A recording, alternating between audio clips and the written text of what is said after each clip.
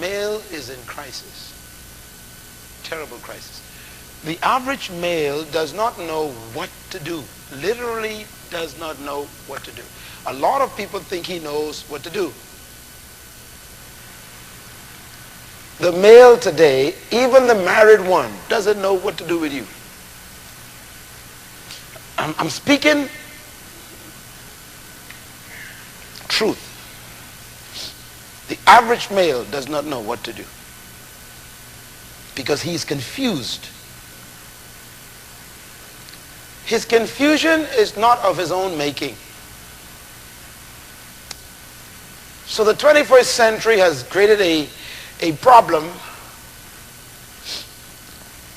that the male doesn't know how to solve. So I want to begin with just two scriptures from the manufacture of the male. It's found in the book of Genesis. Genesis chapter 1 verse 27. 27. This is the first introduction to the two genders, male and female. And here's what it says. Genesis chapter 1 verse 26. So God created the man in the image of God, created he him. Male and female created he them. So we find that male and female are God's idea. They are not sociologists' idea. They are not behavioral scientists' ideas. The idea of being a male and a female was conceived by God. And God created these two genders. They didn't evolve. He created a male, and then he created a female. And they are very distinct and very different. And they are God's idea. Now, most of you from experience know that it's very difficult to get along with these genders. Some of you are products of divorce, so you know how it feels. Trying to live with another human. Then there are those of you who are married, and if your spouse only knew what you was thinking, most of the time. Because it is so difficult to live with the opposite gender. Life is tough. And by the way, you might be thinking about what you think about them, but you should know what they think about you as well. It's amazing.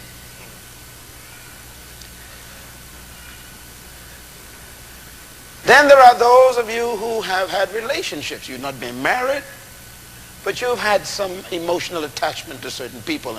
And man, I tell you, things didn't work out. You couldn't figure them out. You tried to make things work, and it didn't. Some of you have been through a few relationships with the opposite gender, and it is like an experience you don't want to have again. Some people are afraid even to try. It's tough. And yet, in Genesis chapter 1, verse 27, God says, what does it say? And God saw that everything he had made was very good. So somehow, male and female are good, no matter how bad you think they are. A male is a good creature. Now, I'm not asking about your experience, because you had some experiences that may contradict God's statement. As a matter of fact, some of you thinking right now, God didn't know the one I know. If God only knew the one I knew, he wouldn't have said that.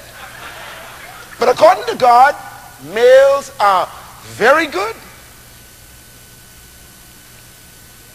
and females are very good to God. God said they're very good. There are some men who will tell you some stories that just baffle you. But brothers, believe me or not, women are very good. They are wonderful creatures. Keep your mouth shut. How come you didn't say that when we talk with the men? At least she claiming her own self. I don't blame her. Women are wonderful to God, and so are men, male and female. Thank you very much. Finally got an amen. All right. Matter of fact, we never say a woman, do we? So, I thought I'd just remind you of that. So if males are good and females are good, then why do we have such bad experiences? And I'm talking about Christian people. We even ain't going to the world. Let's talk about the male. We can be focusing on the male in this series of teachings. The male man, what a guy. Tough guy to live with. Let's talk about the 21st century male. First of all, I want to make a statement, and that is the 21st century male is in crisis. Crisis. I mean, he is in the midst of some difficulties that women can't imagine. Matter of fact, the men don't even know what they're going through. All they know is something's happening to them. They can't even understand it. The average man doesn't know why he's so confused. As a matter of fact, I would say that 90% of the men in this room and watching this program are angry creatures. Men are angry. Do you know why they're angry? Because they don't know what to do. Society is putting demands on them. Women putting demands on them. Children putting demands on them. And they don't know how to respond. What is this crisis of the male? The number one crisis that the male is facing, the foundation of his problem, is identity crisis. Write it down. The number one crisis that the male is facing as a crisis is he has a difficulty now with his identity. The male doesn't know what it is to be a male. Doesn't understand it anymore. He's confused. Matter of fact, the only thing he got going for him is a penis. The rest of it, he ain't sure. The average man knows that he's different from a woman by his penis. Beyond that, he don't know what it is to be a man. It's a problem. Can't identify manhood. I'm going to prove it right now. Prove it tonight. This man is confused about his manhood. He's confused about this man is confused about his manhood. He's confused about his masculinity, and he's confused about his sexuality. Three areas that the male is having difficulty in identity. One, he cannot find his identity as a man. Doesn't know what it is to be a man. He's not sure what it is to be masculine anymore. And he doesn't know what it is to be a sexual creature as a male. Now, how did the male get like this? The reason is because men have confused their cultural, social, and traditional roles with the definition of manhood. This is the fundamental problem that they're facing. I want to repeat this. And I want everyone to get a copy of these teachings. Get a tape, send it to friends, get your copy, listen to it. There's going to be a lot of information on these teachings. I want to repeat this statement. Men have confused their cultural, social, and traditional roles with the definition of manhood. In other words, they have tried to define their manhood based on what they do in society, what their roles were, and in some cases are in society. So they've been struggling with trying to maintain their manhood by maintaining the roles they used to have. Now, if you make what you do define what you are, then whenever what you do changes, you change. Interesting. I'll repeat it again, someone says. Okay, repeat it again. Whenever you identify what you are by what you do. Then when what you do changes, you have to change. And what the male have done, the male has identified who he is by what he traditionally and culturally did. So his manhood was related to what he did. So if you lose what he did, you've lost who he is. So he's not sure who he is anymore. It's a tough problem. Let's see if we can pull some questions out. What this creates? The questions that the men are dealing with. Number one, how do you measure a man? How do you measure a man? How do you know when a man is a man? Good question. We don't know yet. Number two, what is true manhood? What is true manhood? Good question. I mean, let's talk how that relates to you women. Here you have a young guy, or maybe someone who you got your eye on.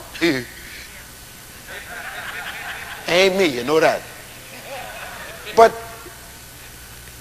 oh, here's a gentleman who you are interested in you. And you have to make a decision whether you want to live with this person and give them your total life for the rest of your life. That question becomes important. Is this man a man? You know, being a male is biological. All you need is a penis. Don't marry a penis. I'm hitting home, you know, because we can't play games. Eh?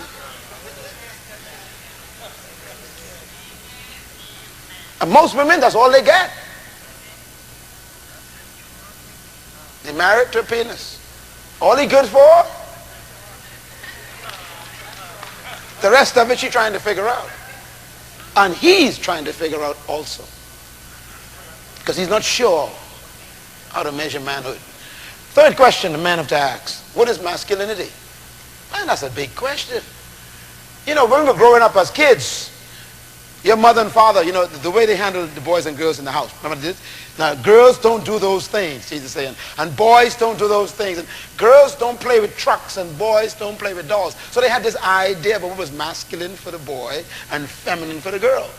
Well, today we ain't sure anymore. Because the women not only play with trucks, they drive them.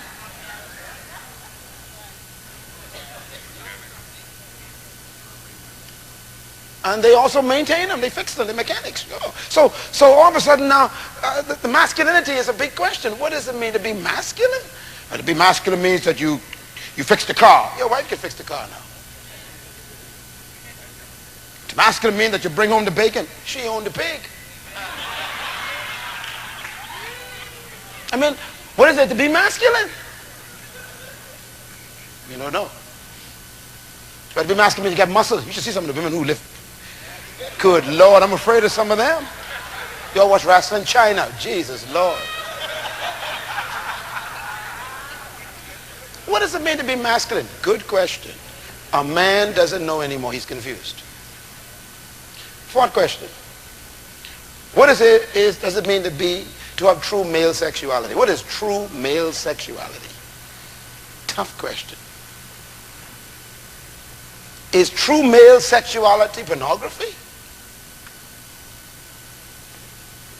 Some men are so confused they decide to go with themselves.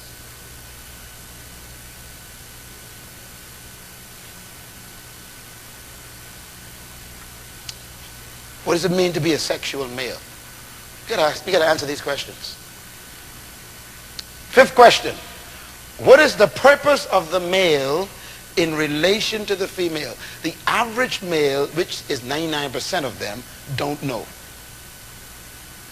The average male does not know how he is supposed to relate to the female. I mean, the poor guy is experimenting. Whether he's married or not. He ain't sure how to treat a woman. He's not sure how he's supposed to relate to you as a woman. He's not sure. Matter of fact, the stuff his daddy used to do 50 years ago don't work no more. So he's not sure how to relate to you. What do you do when your wife suddenly makes more money than you? How do you relate to this woman as the so-called head of the house? Got problems. Especially when the house is hers. It's real, real, real, real. You men are with the house. So how do you relate to this female? The average man doesn't know.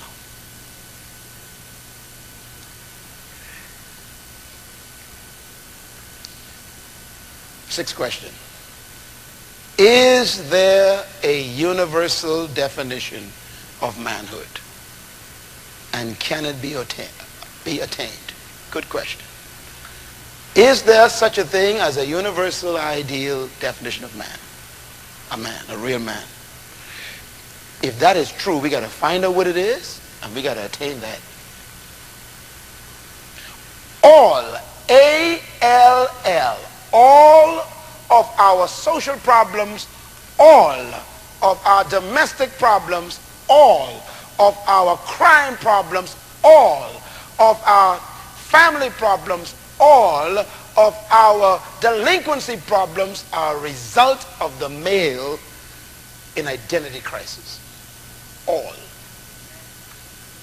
That is why 98.6% of all the people in prison in our country and in America are males.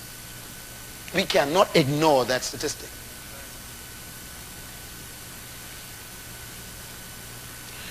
So, we got a problem. Last question. Where do you go to get the true male definition? Where do you get it from? Well, do you get it from GQ? Jive? Do you get it from Sports Illustrated? Do you get it from baseball, basketball? Do you get it from movie stars? Where do you get the definition of a male? Who do the men emulate? How do they define a real man? Do they worship football players? Basketball players? Where is there a definition? Where do you get it from? You know, I counsel women about problems, as I do men as well. And some women tell me things like, my husband wants me to do some things that I don't feel comfortable with. And I don't know where he gets these ideas from. And I am so uncomfortable with his request. I love him. I appreciate him.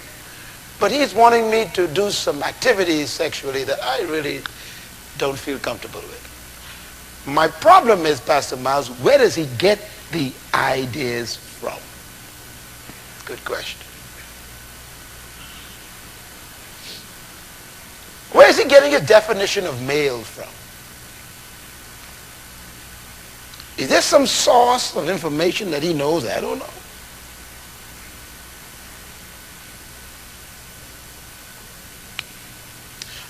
I'm going to put a little plug in here for everyone to remember. Remember this. When you marry a person, you are not marrying a person. You are marrying a history.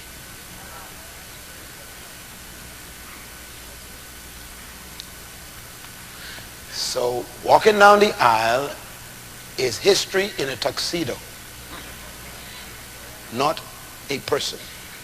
So whatever they have with them, whatever they have learned, whatever they have exposed themselves to is now dressed in a tuxedo. And you are taking it all home. I know he speaks in tongues. I know he reads the Bible now. But there were some other things he used to read before he started reading the Bible. And once you get information into your system, it doesn't go away.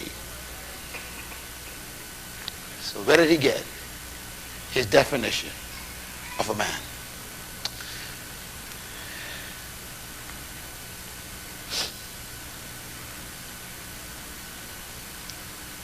You know, people are not born Christians. I hope you realize that. They're born again Christians. So even though they're saved and love the Lord right now, you're living with two people. The old one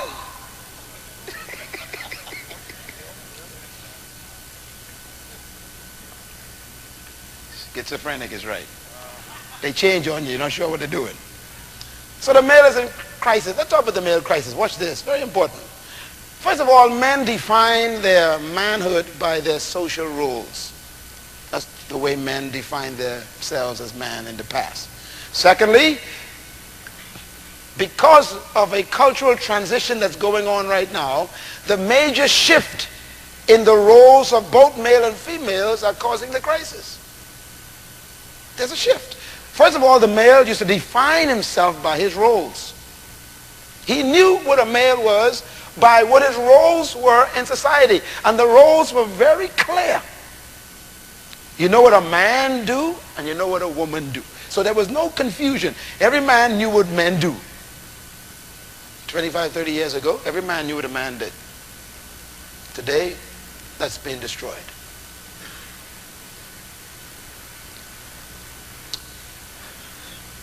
The rules and the roles of society are changing. What's changing? Two things. The rules and the roles. Now the rules means the boundaries that were set. Everybody knew the boundaries. What are you even talking? I mean, there are certain things my mother knew my father was responsible for. There was no discussion. She just knew. I'm talking, 50 years of marriage. They were married over 50 years. And the rules were clear. Now, you see, today, you think the rules still clear. I am the head of the house. Now that needs to be discussed for a minute. Because we got to define what that is again. See, 30 years ago, when he said I was the head of the house, first of all, it was his house. It was his house. And it was his food, his bed, his water. But today, you can't say, I'm the head of the house. You got to define, what do you mean? Because it ain't your house. It might be hers, or both of you own it. So, what you talking about?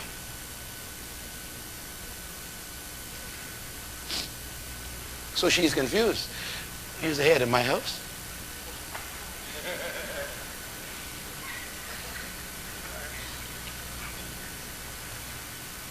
Both of you paying mortgage. Both of you paying for the furniture. So what you talking about?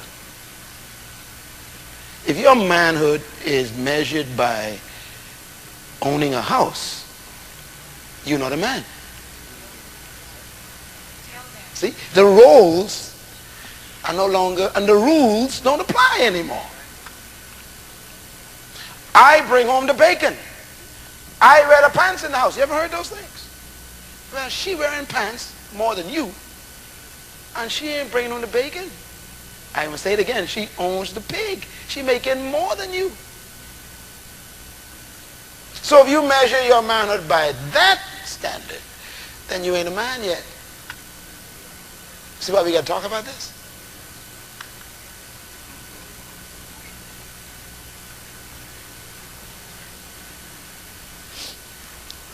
I want you to bring all the men to this session. Find them, scrape them up, and bring them. Because we got to fix this. Otherwise, they're going to be more domestic violence than you've ever seen. You see, the number one source of crime in our country, have you noticed? For the past 2 years is domestic violence. Men killing women. How could men be so angry to kill the thing they love? Because they don't know what to do with it. So the Holy Spirit tell me, teach on this. Do you know how many times Christian ministers thought about killing their wives? Deacons in the church? No, I'm talking right here in this church. No, they don't manifest it. But you've been killed many times, girl. You know, for the life of me, if I kill this woman, if I wasn't saved, he says, because he doesn't know what to do. Doesn't know what to do. Crisis. The rules have changed. Man's basic concept of manhood have been disrupted, and that's the problem. Something has disturbed his neat definition of a man. It's all been wiped out. It's been disrupted. So your husband is trying to deal with something while he's married to you. And you know, you've been taught by your mother to expect certain things from a man. The only problem is the man your mother was married to was a different man with a different set of rules and a different definition. So her advice don't work no more. See, I ain't get to the women yet. We can deal with that after the men. But but you know, it's kind of tough for the man to know, well, what am I supposed to do? His definition's been disrupted. So he's fumbling all through this relationship, trying to figure out, what am I supposed to be to this female? It's a tough experience. Now, what's even more difficult is you have to teach your son what to do. I'm talking about the men now. And you don't know what to do. So your son is in double trouble. He don't know who you are, and you don't know who he is, and he's supposed to teach you who he is.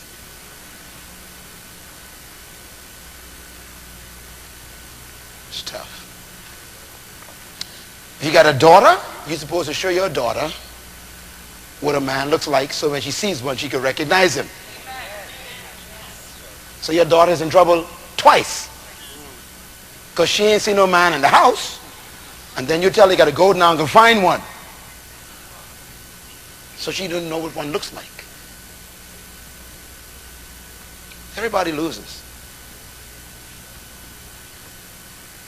By the way, the first human that God created was a male.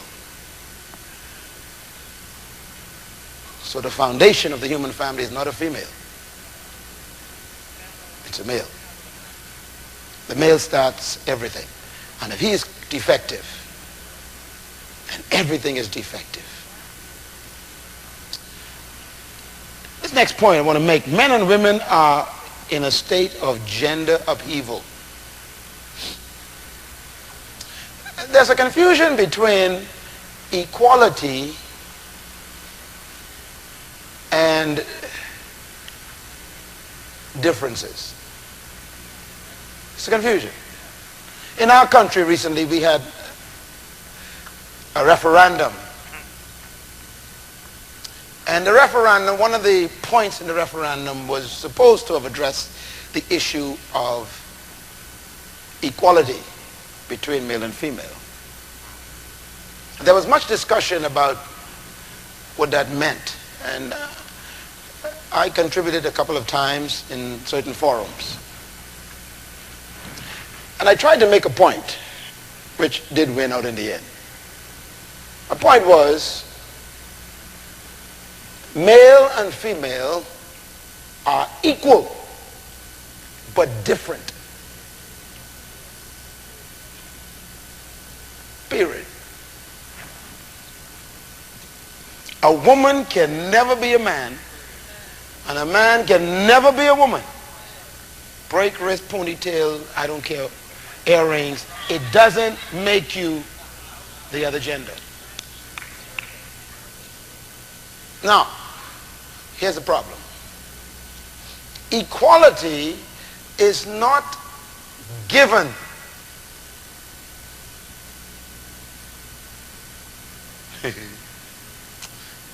That's a serious statement.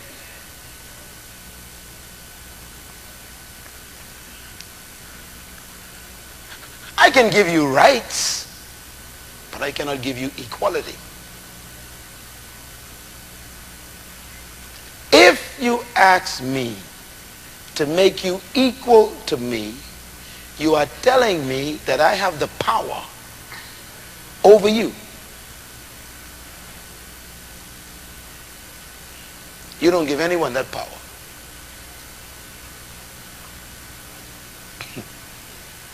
Equality is not given.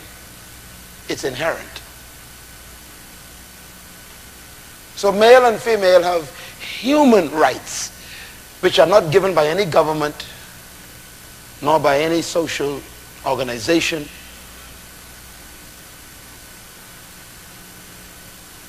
Human rights are not given. They are inherent. But differences must be recognized. Let me give an example. They said that if that referendum had passed, the one with the male and female gender thing, do you realize if that had passed, it would have been law that I could have walked into a woman's bathroom anytime and use it, and you couldn't take me to court.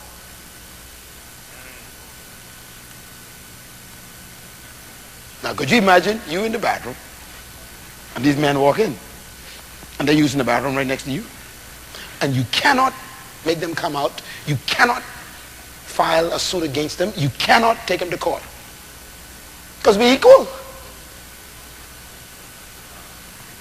See, you didn't know that. That was in the law. Now, why is there a male and a female sign on the doors? Why? We equal already, but we are different.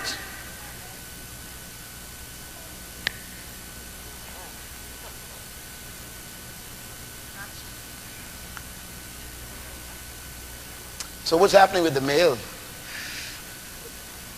It's all the upheaval going on now in the genders. Women, their roles have shifted also. So there are things that women were not allowed to do 30 years ago that they are now doing better than the men. There are certain jobs that were regulated just to men, but now today women are also doing it. So now the men are confused. What you doing working this construction job? This is a man's world. Well, what kind of world is this? Men lift blocks. Well, women are now throwing blocks down. We got females in this church who are construction workers. Gender upheaval. Women driving trucks, man, big 18-wheelers, turning them. Flying airplanes, doing everything. So now there's upheaval. Men don't know. Listen, so if you take all of that, who is me? That's what the man is asking. Everything that used to be me as man, male, is gone. So lady, so what's left for me? So you have angry men. Quietly, they're angry. And when it blows up, there's a domestic murder.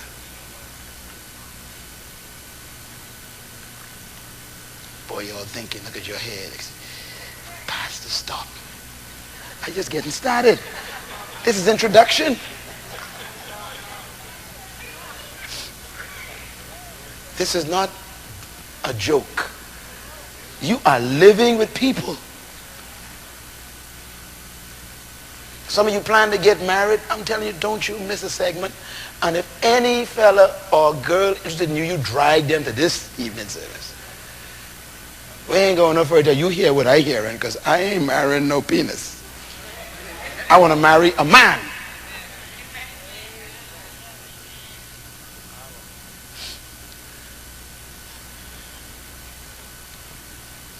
I wanted to introduce this series with just some thoughts about the context that the male is dealing with, okay? Let's talk a little bit about the historical man.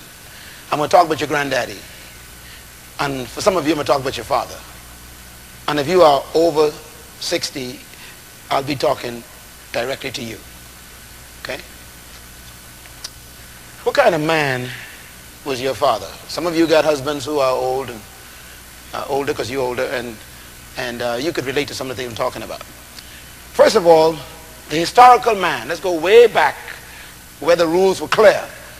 the historical man had some unique characteristics. Number one, he risked his life to provide. Is that true? Think about it. Yeah. The historical male, let's go back now, way back to the village. See what kind of male existed there. They had to go and catch wild animals to get food, right? So the lady would stay in the village and take care of the children and watch the tent and watch the shack or whatever. And he'd go with his spear, his bow and arrow, or his club, and he goes out to get what? Food for his family. So he went out there, and what kind of animals he had to hunt? Wild animals. I mean, you're talking about serious animals that could kill him. So he had to risk his life just to bring food for the table. Your father perhaps used to do that. Go out and labor all day. Matter of fact, he's gone before you got up. Anyone know about that? And he comes home and you're sleeping. He risked his life all day just to get food and keep a roof over your head. He risked his life. By the way, I was telling my wife the other day, just this week, I told my wife, I said, you know, interesting. All these mothers dying. Now, I don't know if you all recognize something here. But previously, the men died first because the men had to carry more weight. So the stress of life used to kill the men first. Come on, check history. But today, the women dying first and the men living longer. Check it out.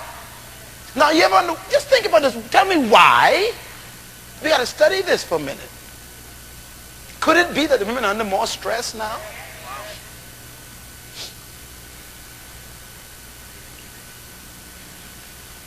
Interesting. I never thought my mother would die before my mother. Never did. Never did.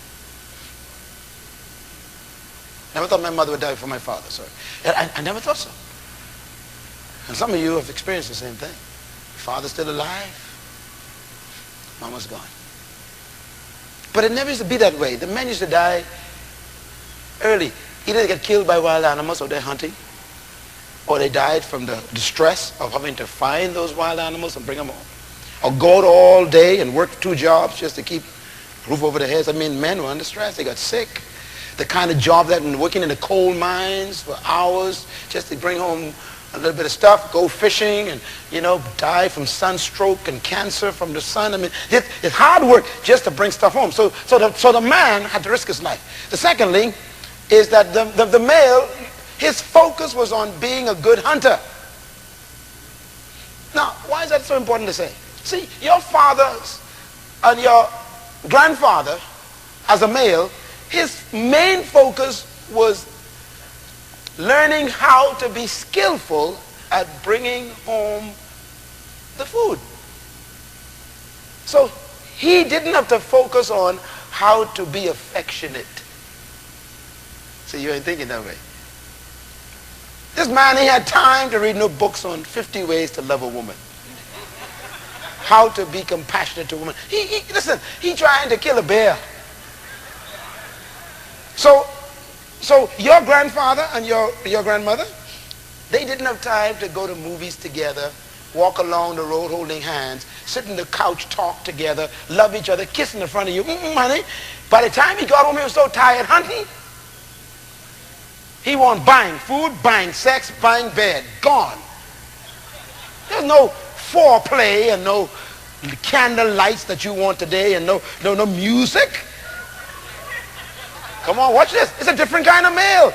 He was focusing on getting that meat. So he focused on his job skills, the equipment. Different kind of man. Historical male, number 3. He felt loved and appreciated for hunting, for what he did. This is very important. The male of history was loved because he risked his life, not because he was tender. He was appreciated because his wife knew what he went through to bring home this meat. So she loved him for what he did for her and the children. It was not love based on sentimentality.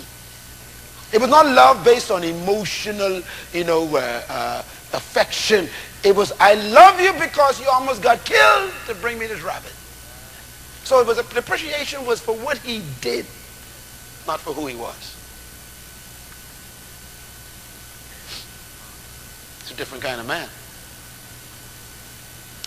But see, today we don't hunt no bear. Matter of fact, you bring home the meat, she bring home meat too. So you don't know how she supposed to be. You say, I tired. She say, I tired too. Because both of y'all been out getting the meat. So it's a different world all of a sudden.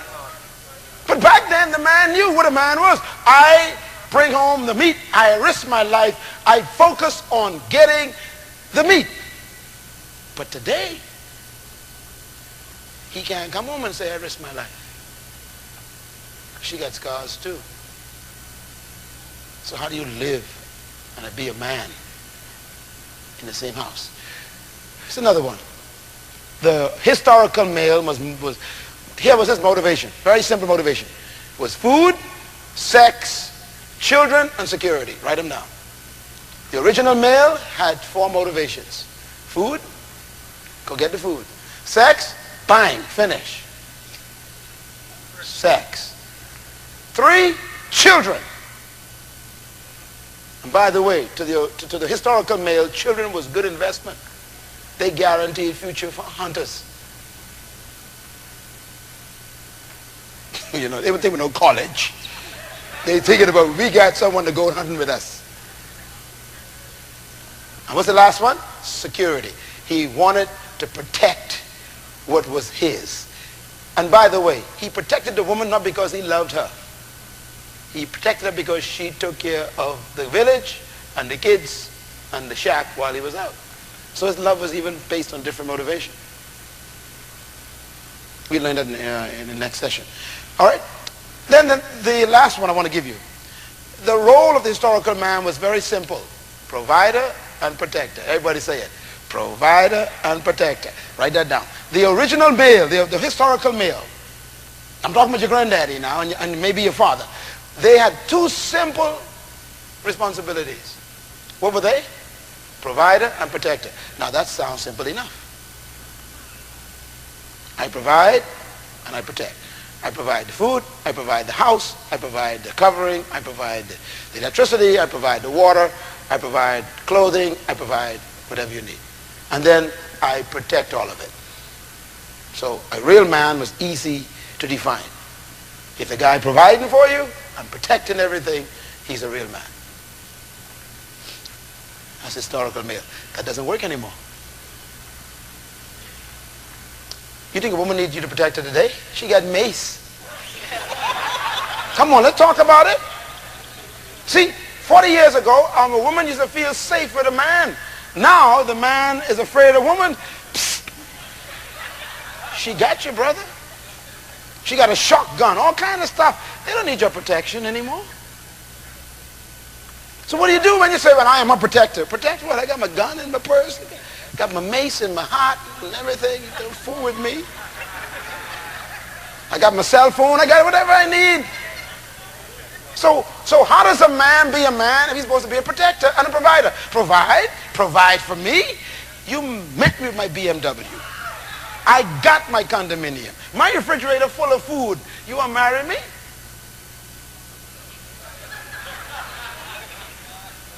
That's what she tells you. So the question is, if you are protector and provider, what are you going to provide for her if she got everything already? And what you're going to protect if she got mace and a gun? So now the males. See, males, you don't know what to do. See, and most of you men don't even think about your problem. Your problem is you don't know what to do with this woman. Your father knew exactly what to do. You don't know what to do. How do I be a man to this woman?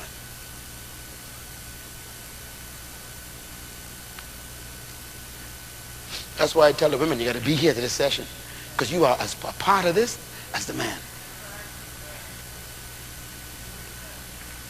Something's happening to everybody, see? We don't know what to do. Well, this last one. His perspective of the female was partnership. Not competition, partnership. Now, this is very important. The historical male, and by the way, we can take this back to the caveman, okay? All the cavemen all the way up to your granddaddy were the same. The cavemen up to your granddaddy were the same. All cavemen had that same experience. The caveman perspective of a woman was she was his partner. What's a partner? I go out to catch the wild beasts. You stay home and protect the kids. So it was partnership. I bring home the food, you clean it. Partnership.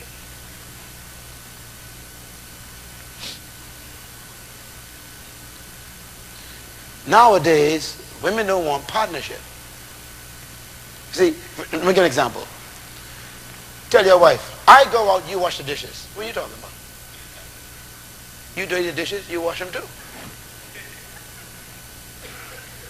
I go out, you stay home. Stay home. I got to go make some money because you can't afford to buy me clothes. See, no partnership.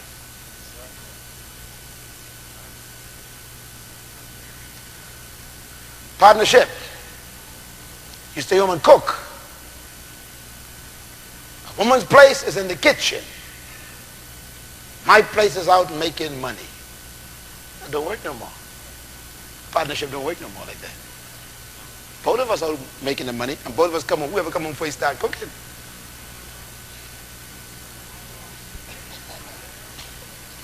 Brother, you gotta learn to cook. Okay? Learn to cook.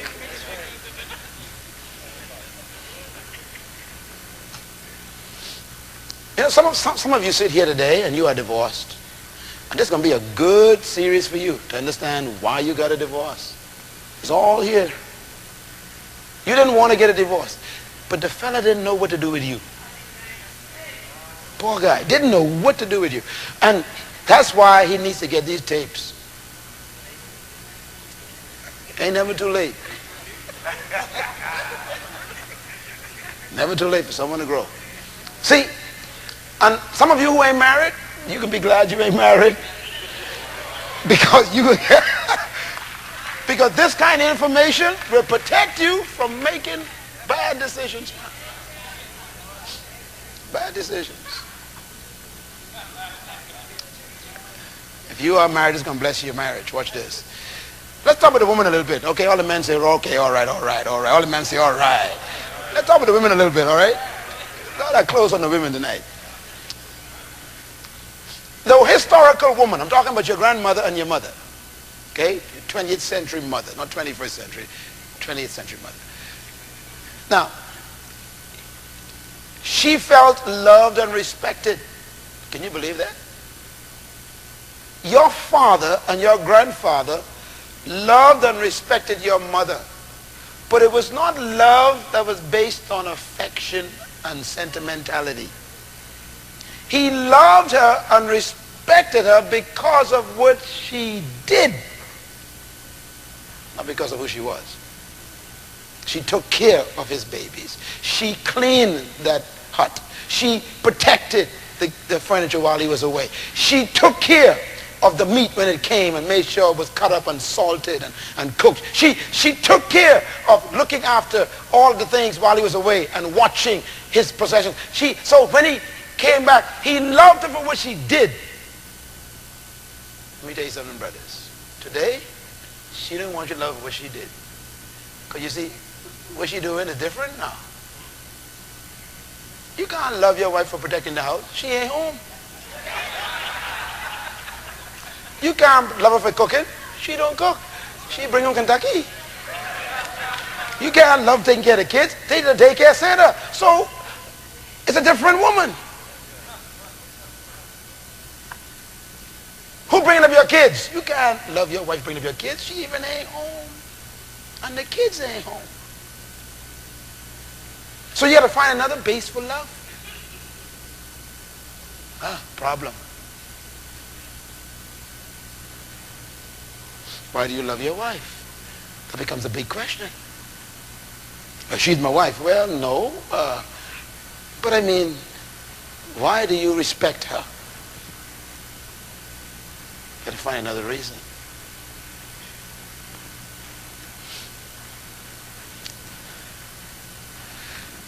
It's quiet.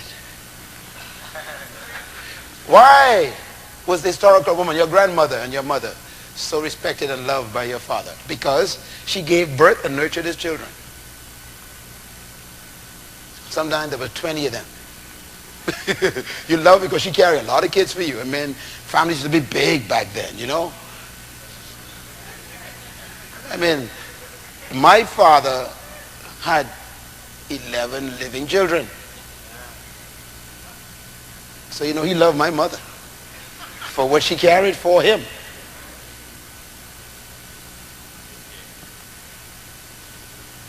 But what do you do with a woman who don't want none and she still want love? She don't want no children, but she wants you to love her. Or she have one and she tell you, that's it. And you still love me and respect me like my father loved my mother. Sounds simple. You know, this is a statement you hear in marriages that are very dangerous. Here's a statement. What did you ever do for me? See, that's an important statement. You hear that often. What did you ever do for me? Wow. It's a loaded statement. Whatever you did for me, I did for you, so we equal. Half of the house is mine, right down the middle, right through the living room. Half mine. Don't get excited. Get me mad, take my refrigerator, you carry your CD player. Go on your separate ways. I mean, it's crazy. How do you live? The woman, historical woman, her major focus was raising children and creating a home. That was your mother did, right? And your grandmother, that's all they focus on. Raising kids, creating a home. The roles were very simple. He hunt, you house. He risk, you cook. Simple rules, simple boundaries, simple definition. This woman, she was honored by the man. She was honored by the man. The historical woman, your mother was honored by your father. Do you know, this is very interesting. Have you noticed that the old people didn't get divorced? But you've been divorced 3 times.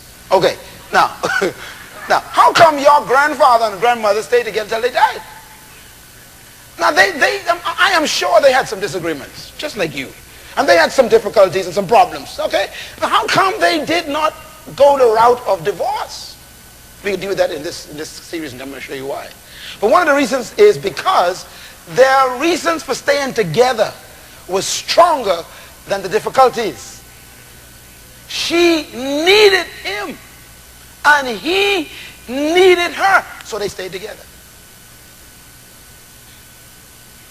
But nowadays, oh, so you don't feel like staying with me?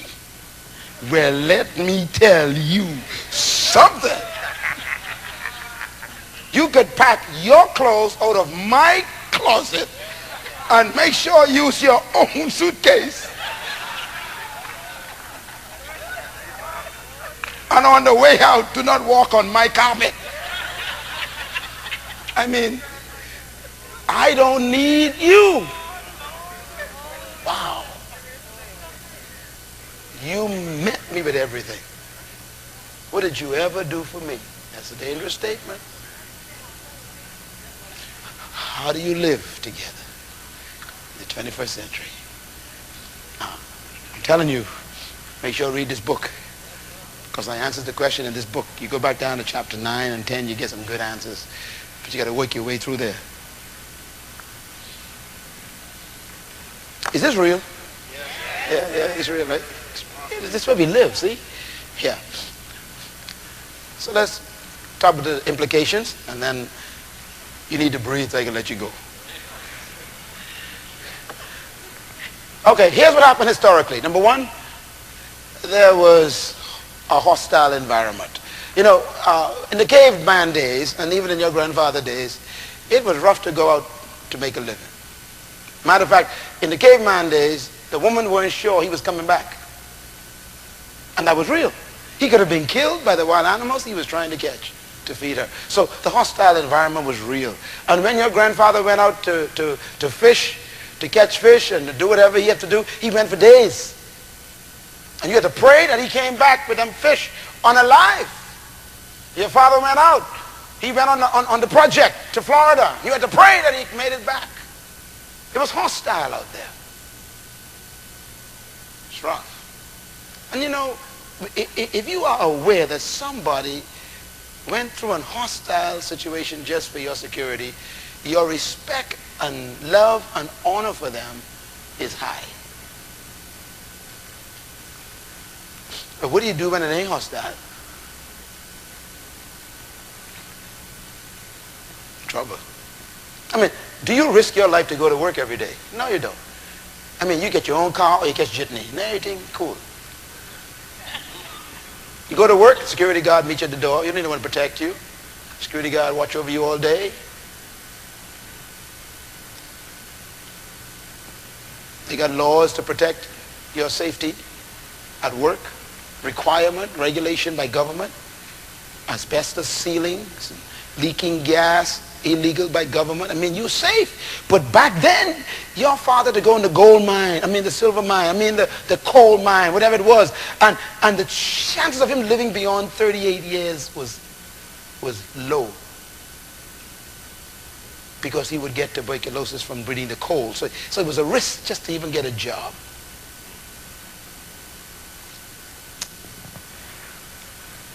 Hostile environment. Second, the focus was on survival and protection. The male risked his life for food and protection. That's the old male. That's your father, your grandfather. I'm trying to deal with the male's crisis here. This is a very important next point. Good communication skills were not important. Write that in big letters. See, for your granddaddy, you ever seen your granddaddy say, okay, sweetheart, let's go, let's talk. Talk what? I have no time to talk to no woman. See, let me tell you something, brother. Your father didn't talk to your mother much because there wasn't nothing to talk about.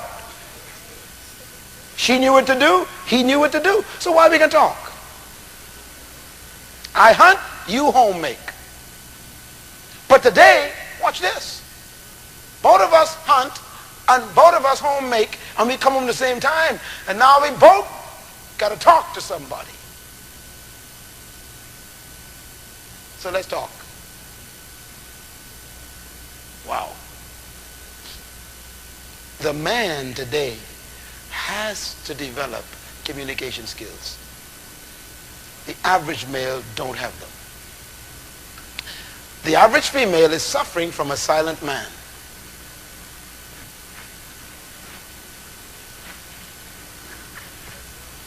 I'm going to let it sink in for a second. If you ask your wife, if you're married, you ask her, what is the number one problem with me? She will tell you, you don't talk to me. It ain't the food and stuff. She said, you don't talk to me. Your answer is, I have nothing to say. Where you got that from? Your father. Well, the reason why your father didn't talk is different now than why you have to talk. You ever seen those movies, Flintstones, Caveman days? You ever see the men who talk? That was it. That was it. Time for sex. Finish. We don't want no candlelight, no long discussion, quiet music. Let's talk about your emotional feelings and what you're going through in your menstruation period and how you feel, whether you got a headache. And let's discuss the basics of your psychological condition. And what? Woman, you crazy? That was it. Anybody identify with this? Communication skills were not important. Deal with that.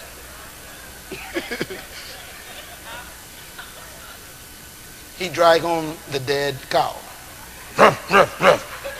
put in front of her. And he gone. And he sits on a rock outside. And he just rests with his spear. He don't want to talk to nobody because he almost died to get that cow. So she better not say, tell me how it went. And that's what you want to talk about. Honey, tell me what your day was like. That's what you want to talk about, right? How was your day? My day? And you got to have those skills, brother. Because you got time. You got time. You got to do something with the time. You got to talk. I don't know what to say to my wife, so I don't talk. So you got a lot of tension in the house. Frustration. Pent up anger.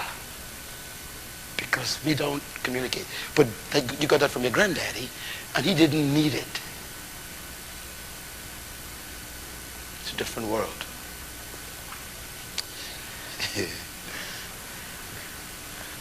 Another point. In historical male, surviving was difficult, but relationships were comparatively easy. You know why, right?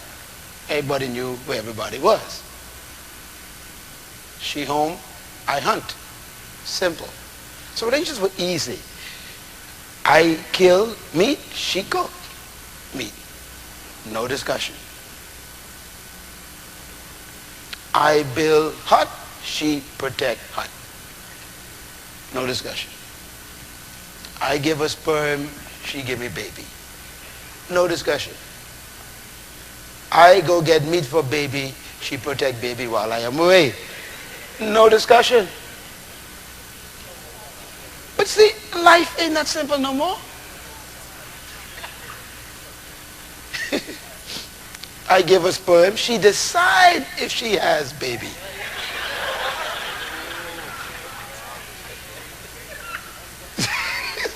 It's a whole new world. You give her a house, she give you the papers, prove she owns it.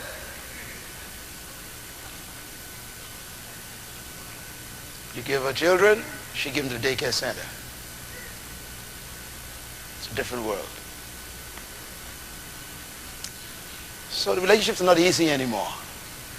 As a matter of fact, I'm going to give you some homework. This is a psychological homework.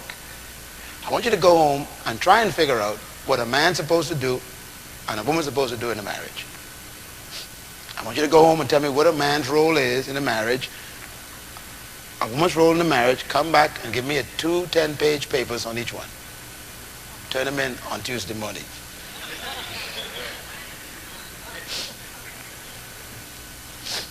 You can't do it.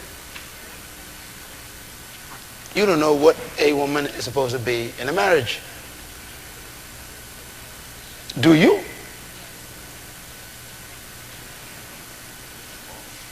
I just destroyed it. What is a man supposed to be in a marriage? One thing, now here you are, you want to get married, and you ain't sure what you're supposed to be in the marriage. So we gotta get our definitions from something different from our roles. That's why we got to deal with the subject of purpose. Men and women existed in different spheres. Life was easy back then. The sphere that a man was in, a woman never entered. That's why there was such a thing as the man's world. Your granddaddy knew what a man's world was. It was clear. A woman knew when she weren't supposed to come in to a situation. The sphere was clear. When he with his friends, she don't interrupt. It was clear. Today, friends, I want to talk to you now. After all, I don't like your friends anyhow. Tell your friends, get out of my house. See, whole new world. A man used to bring home friends into the house because it was his house. She couldn't tell the people to get out. He didn't tell her straight, this is my house. I bring in here who I want to bring in. And that was very common to hear. Today, don't work. Because it ain't your house. This is what you hear often. I got as much right as you. That's what you hear. How do you live? How do you define your manhood? The spheres were very clear. Last one. They depended on each other in order to survive. Boy, what a beautiful thing that was. And it was easy. 30, 40, 50, 60 years ago, 100 years ago, 200 years, 1,000 years ago, life was easy for male and female. She depended on him and he depended on her. Look at that now. That's a very important statement. They both depended on each other. Sometimes we think, you know, that your mother was dependent on your father. No, no, no, no, no. It was mutual dependency. That's why they respected each other. That's why he didn't get a divorce. Your mother knew if she divorced him, she starved to death. She had no skills, remember? No education, remember? Matter of fact, she was educated, don't get me wrong, but her education was in domestic security, child rearing, cooking, cleaning. She was educated, but not to work outside of the house. So if she was put out of the house, she would starve, be hungry, poor. So no matter what happened, she stayed in that house. Doesn't work that way anymore. You want to leave? I'll call a taxi. Boy, what a day we live in. And I'll pay for it myself. I got money. She tell you straight, I got money. I will buy the taxi for you to leave. So how do you be a man in a world where you're no longer dependent on each other? There's got to be another definition of manhood. I'm sorry to leave you hanging like this, but time is gone. You got to come back now because they can't leave you like this. We'll see you next time. Give me a hand. Praise God. We're going to talk about how to be a real man. Life is tough. Amen. You ready for this series? Yeah, it's going to be a very important one. I want to pray for you before you leave.